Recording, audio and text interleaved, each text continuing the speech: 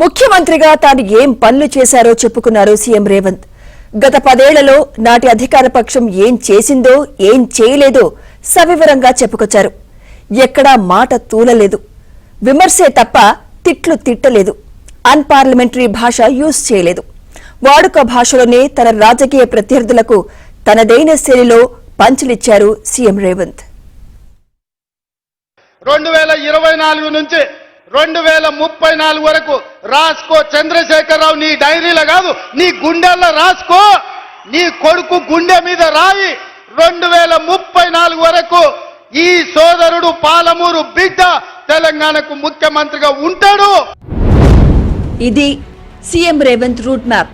రాబోయే 8 ఏళ్లు పవర్లో ఉండేది పాలమూరు బిడ్డనే అంటూ పంచ్ డైలాగ్ పేల్చారు. కరీంనగర్ నుంచి పారిపోయి పాలమూరుకు వస్తే అక్కున చేర్చుకుంటే ఈ ప్రాంత ప్రజలకు నమ్మక ద్రోహం చేశారని సున్నితంగా విమర్శించారు రేవంత్. ఆనాడు నిన్ను ఎంపీగా గెలిపించింది మేం కాదా? నిన్ను పార్లమెంటుకు పంపించింది మేం కాదా? ఆనాడు కరీంనగర్ జిల్లా నుంచి వలసపోయి పారిపోయి పాలమూరుకు వస్తే నీకు అండగా మేం నిలబడితే, నీకు అన్నం మేం పెడితే 10 ఏళ్లు ముఖ్యమంత్రిగా మా పాలమూరుకు సున్నం పెట్టింది నువ్వు కాదా చంద్రశేఖరరావు గారు?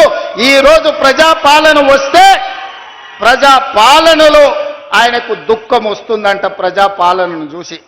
ఇక బీసీలకు ఎస్సీలకు ప్రభుత్వం ఏం చేసిందో వివరించిన సీఎం రేవంత్ ఎక్కడా మాట తూలలేదు. కేసీఆర్ ను ఉద్దేశించి చేసిన వ్యాఖ్యలు ఒకసారి వినండి.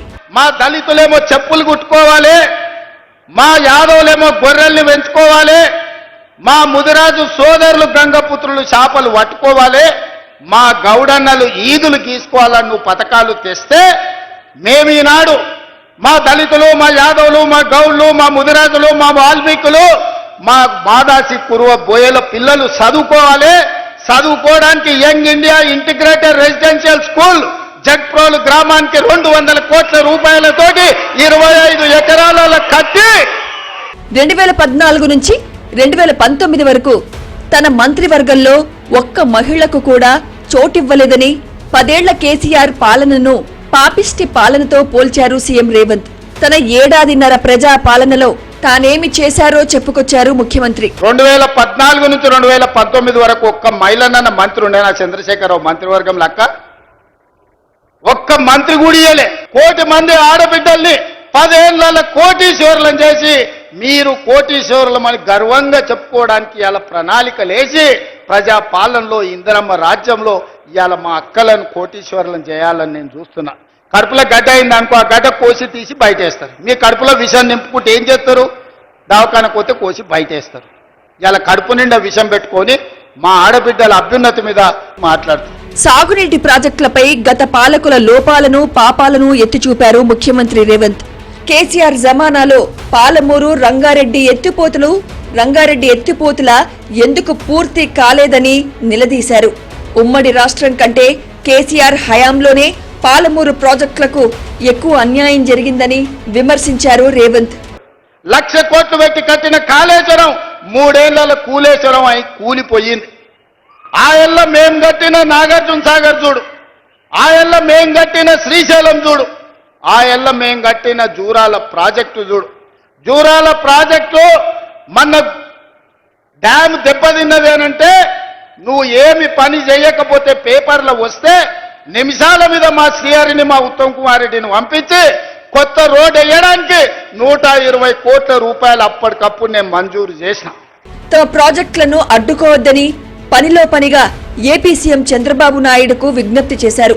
విజన్ ఉన్న విఘ్నులు ఉమ్మడి రాష్ట్ర సీఎంగా ఉన్నప్పుడే భీమా, నెట్టంపాడు ప్రాజెక్టులు పురుడు పోసుకున్న సంగతి గుర్తు చేశారు.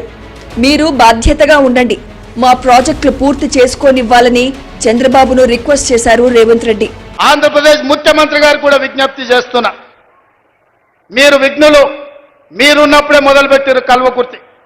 మీరు ముఖ్యమంత్రిగా ఉన్నప్పుడే ఈ జిల్లాల భీమా, నెట్టంపాడు, కోయిల్సాగర్ ప్రాజెక్టులు వచ్చినాయి.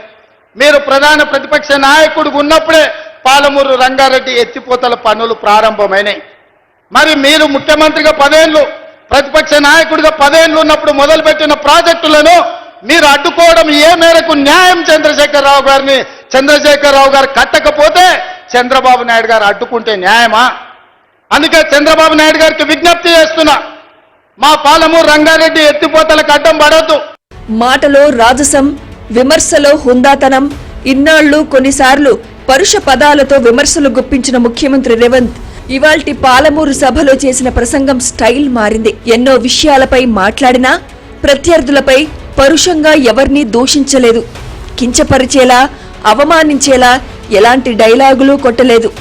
బాధ్యతాయుతమైన సీఎంగా ఎలా మాట్లాడాలో అలా మాట్లాడారు.